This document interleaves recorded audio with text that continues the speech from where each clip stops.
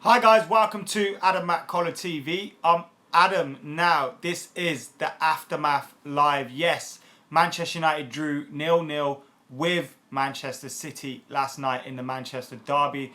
It's a draw that means top four qualification is still in our own hands. But it would have been nice to get a victory in that game, as it would have meant we'd have leapfrogged Manchester City into fourth spot.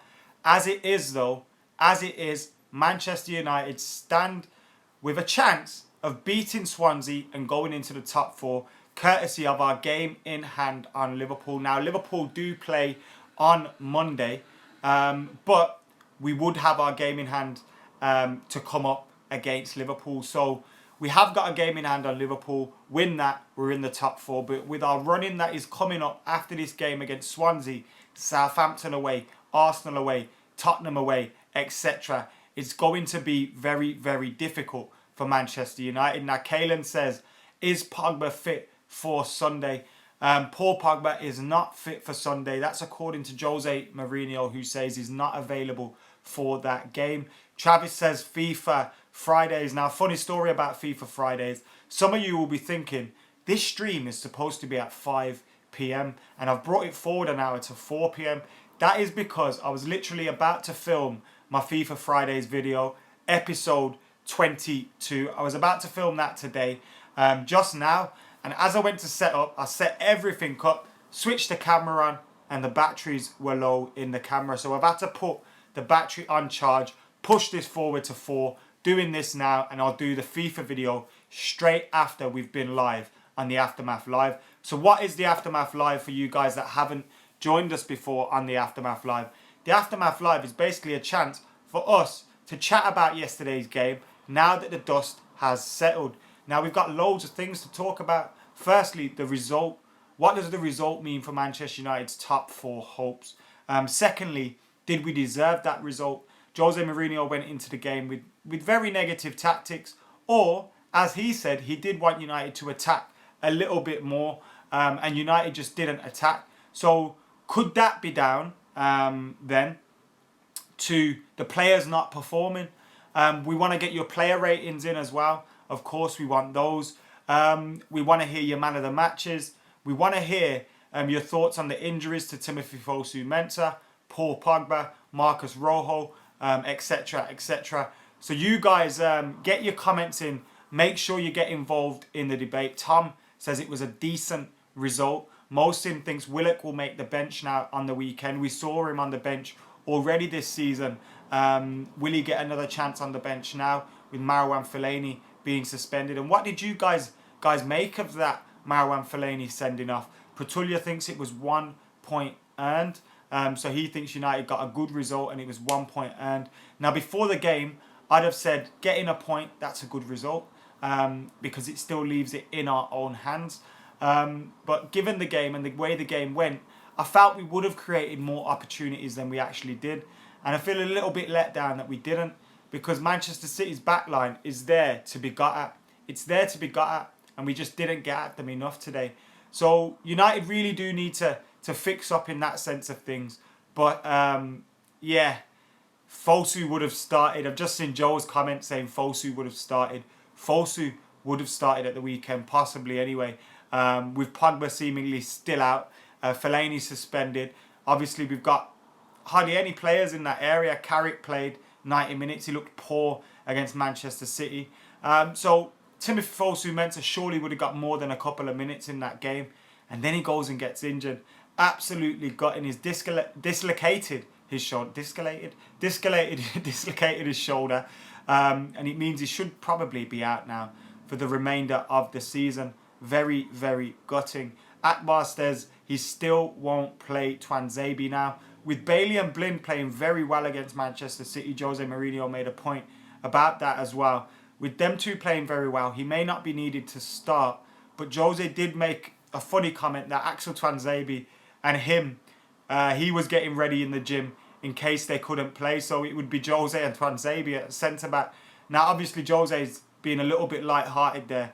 But obviously that means Tuanzebe is straight after those two. So whether that's coming off the bench or if one of them can't play because they're tired or not fit enough or whatever, then Tuanzebe will be getting an opportunity now.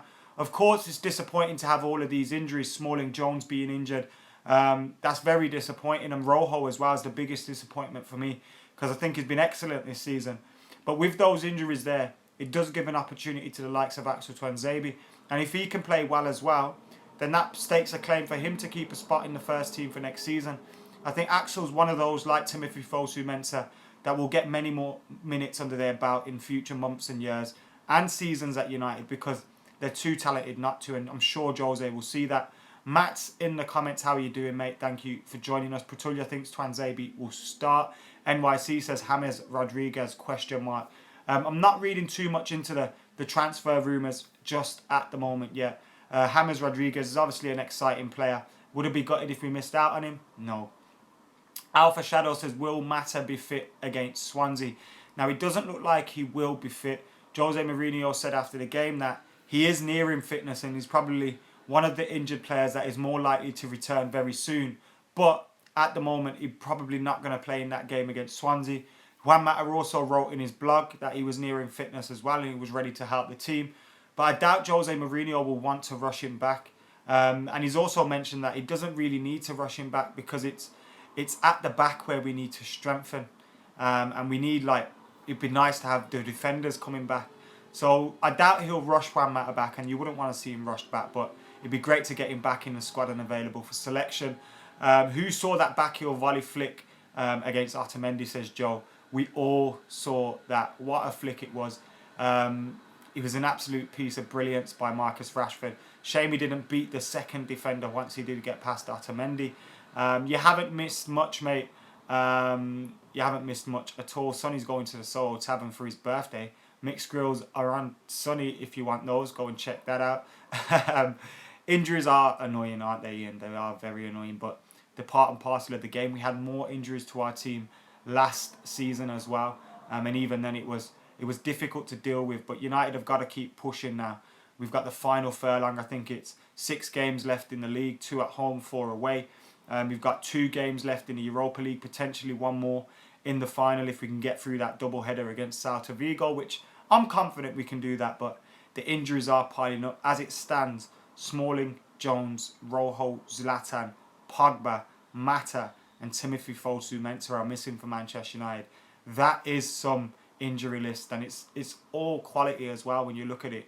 Rojo, Zlatan, Pogba missing, that's the spine of the team that have been playing very well this season. And then you think Rojo's injured, you think Smalling or Jones could come in.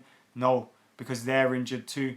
You think Fellaini's suspended, Pogba's injured. Maybe it's a chance for Timothy Fosu Mensah. No, he's injured too. So we've got a lot of injuries to deal with. Durban asks, will Borthwick Jackson get a chance? It's unlikely to see him come into the first team fray this season. Luke Shaw's still there waiting for minutes and he was on the bench yesterday. So unlikely to see Cameron Borthwick Jackson come in. I think it's likelier that Tuanzebe will be the one from the reserves that gets into the first team and gets some minutes under his belt. Whatever happened to Borthwick Jackson, says NYC. Borthwick Jackson went on loan to Wolves. Wolves had a change of ownership, change of management. He did start some games for them, but then he's fallen out of favour and he left. Often happens with loan players. If you get a change in management or whatever, the manager doesn't really want to put his faith in loan players because they're not going to be there for him next season. We've seen it over the years with other loanees that we've sent out on loans, and it happened with Cameron Borthwick Jackson, but he is back at Manchester United now. Luke Shaw needs a start, says Ian. It would be nice to see Luke Shaw in that squad against Swansea, and I'll be doing my Swansea preview. That will be up tomorrow. So tonight we've got this video, obviously the Aftermath Live. Then we've got the FIFA Fridays video. Tomorrow I'll have the preview for the Swansea game before I head out to London, where I'll be going to the Joshua vs Klitschko fight. I'll be vlogging that for you guys.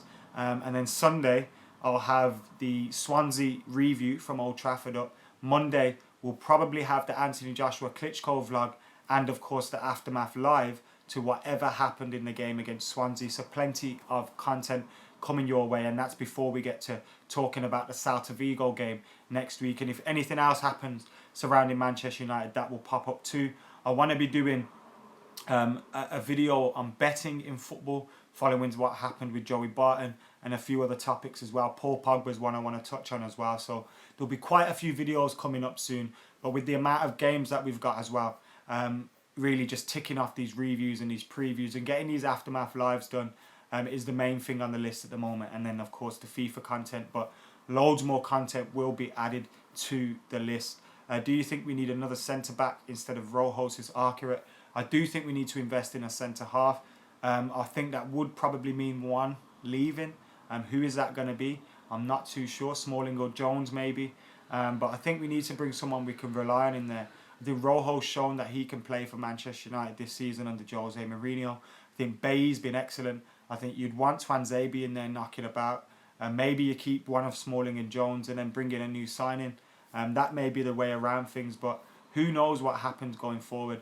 I don't think Jose Mourinho needs to change too much up with this squad. I think there is a little bit of dead wood, but in the main, I don't think there's a huge amount to change.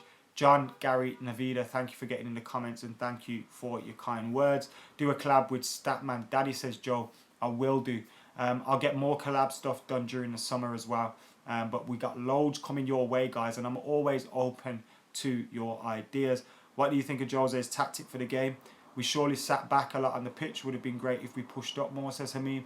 And I did find that a little bit disappointing because, I mean, in the game itself, against Manchester City, we should be creating more opportunities earlier on. Moments where I think Blind and Fellaini could have played through balls, could have got the ball through to Marcus Rashford, and they failed to find the correct pass.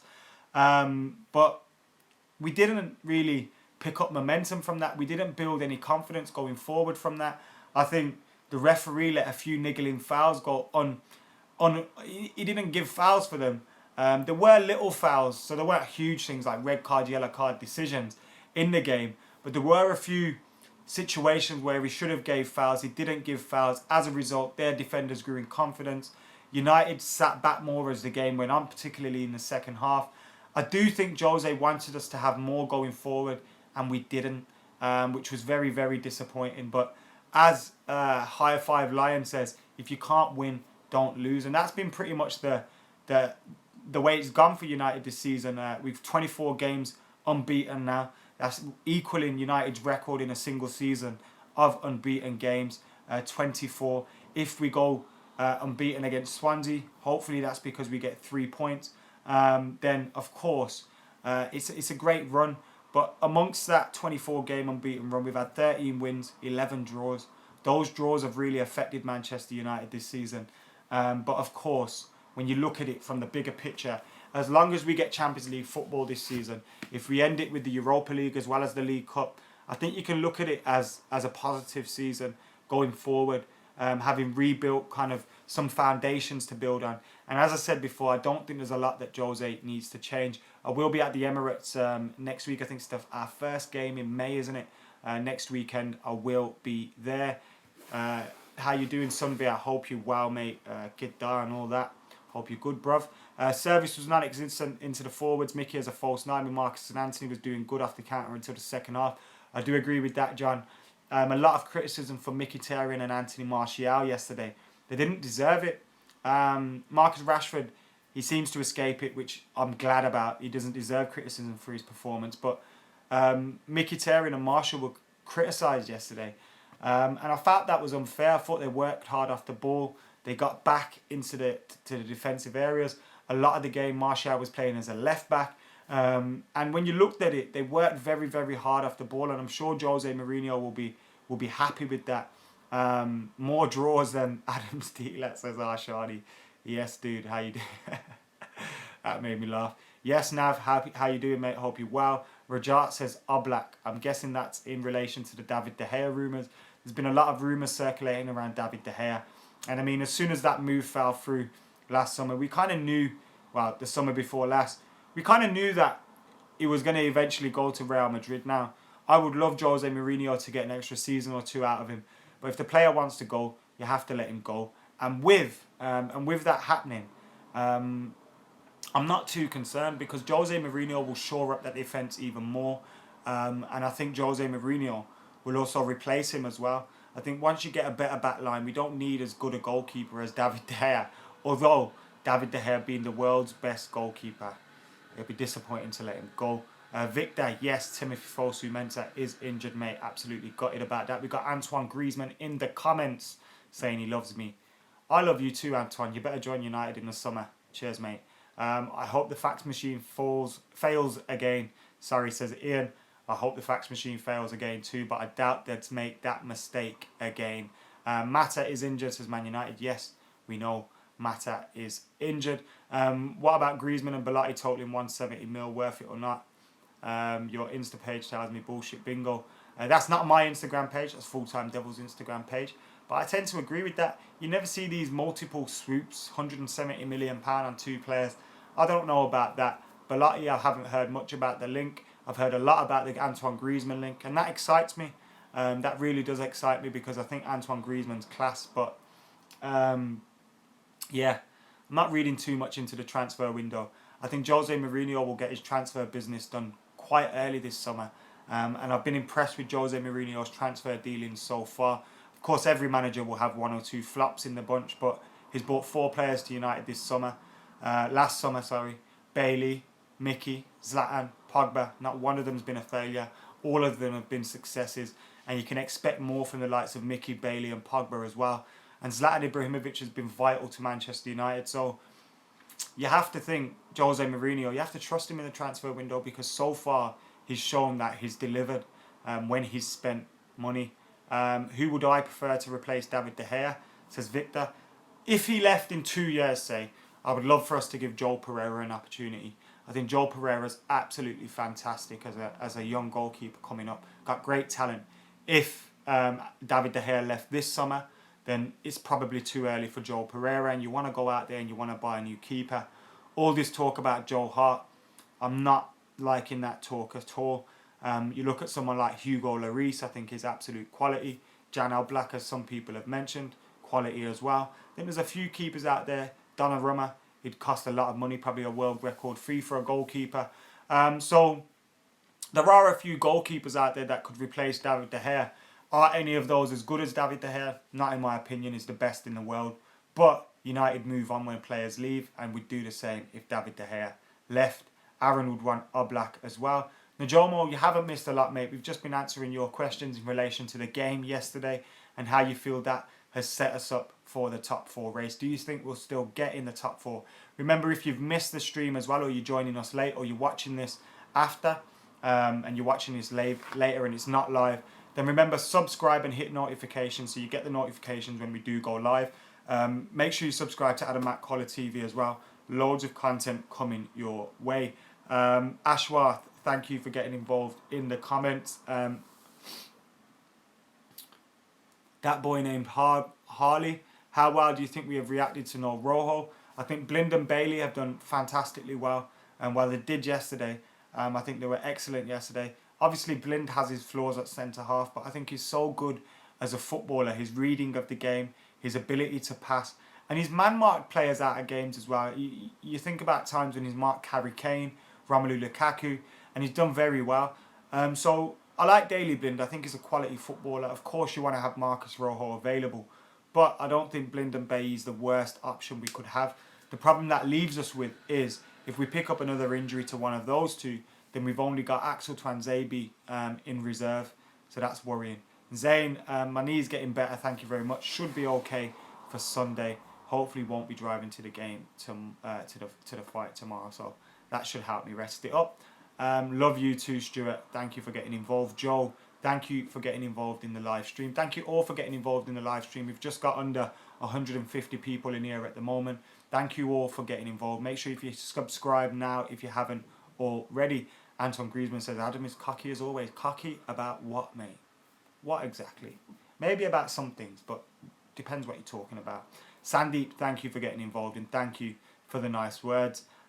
Be the next Man United manager, says Naveed. That's impossible.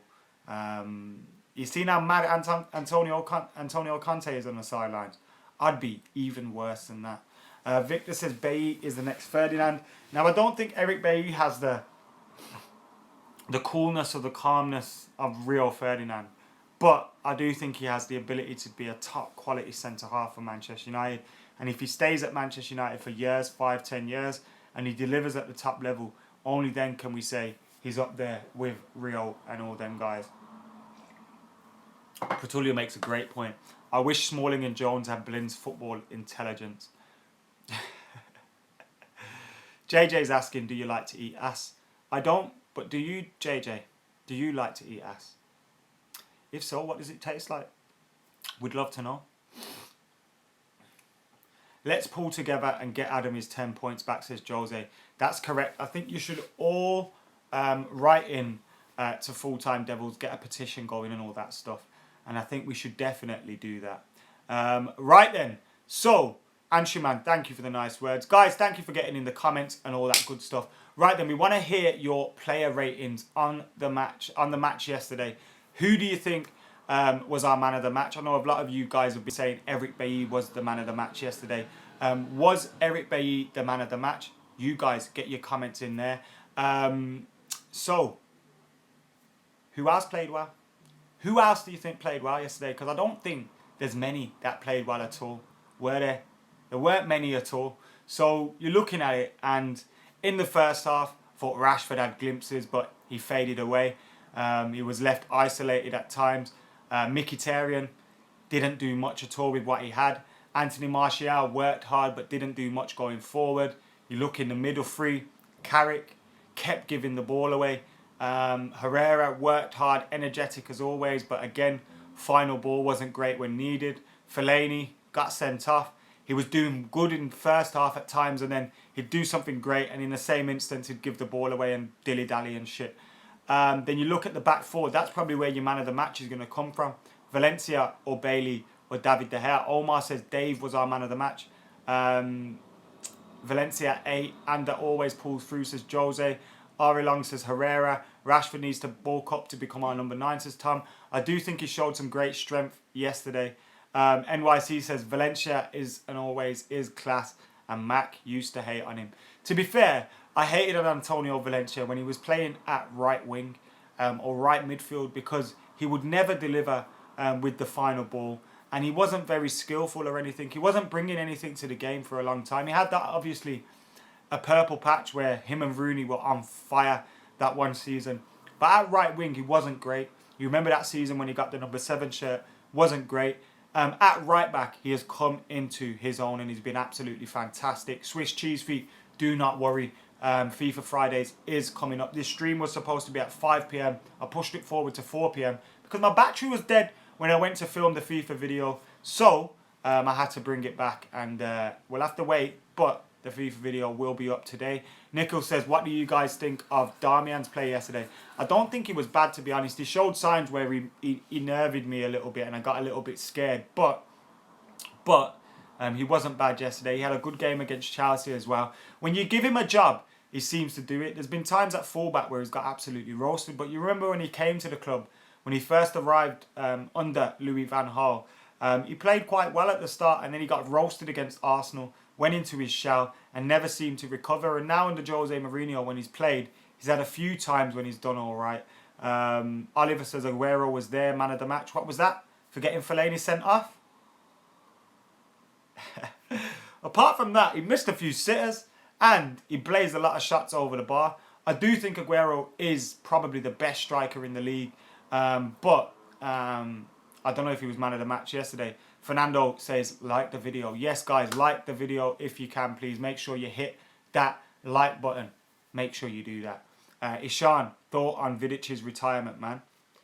At the time, yeah, when Vidic left Manchester United, I know he never retired when he left, I was disappointed in him because I felt like he was our captain. He walked out on us amidst our worst time. Really, really annoying. But the man's a legend. And I remember when he was doing his speech at the end of the game, stood in front of the Stretford end and we were singing his song. And I got choked up, man. The guy's a legend. So, you know what? I love him. But it was a shame the way he left Manchester United. It really was a shame the way he left Manchester United. Don't bring up the Fellaini topic, Adam, says Victor. I won't, man. I won't. Don't shoot. What rating do you think Fellaini should get, though, guys? This should be funny. Get your ratings for Marouane Fellaini in the comments below. Earlier on, I seen an irrelevant channel in here, which was quite funny, commenting, saying boring and shit. And it's quite hilarious because I don't watch their stuff, but whenever I see their things online, it's usually being ridiculed for the amount, like, the guy is bellend, absolute bellend. So, nice to see you give us a view. I'm sure you've dropped a dislike as well. That's absolutely fine though, because you know what? That kind of shit, it don't bother me. It bothers you, and you want me to say your name, don't you? But I'm not going to say your name, because that's exactly what you want. Prick. 4 out of 10 was good, but the Reds spoiled it. Fellaini gets a 1 out of 10. Fellaini 0. Fellaini's rated get out of our club, says Najomo. Arlong says -4. John says Aguero's acting aside. Fellaini should know better than to bite into that stupidity. And I totally agree with you. -10 says Sandil. 1 says Naveed. Darmian is not dependable, not comfortable with the ball. He should be sold, says Sion. I kind of agree with your assessment there as well. United got outplayed, says Joe. We did get outplayed, particularly in the second half.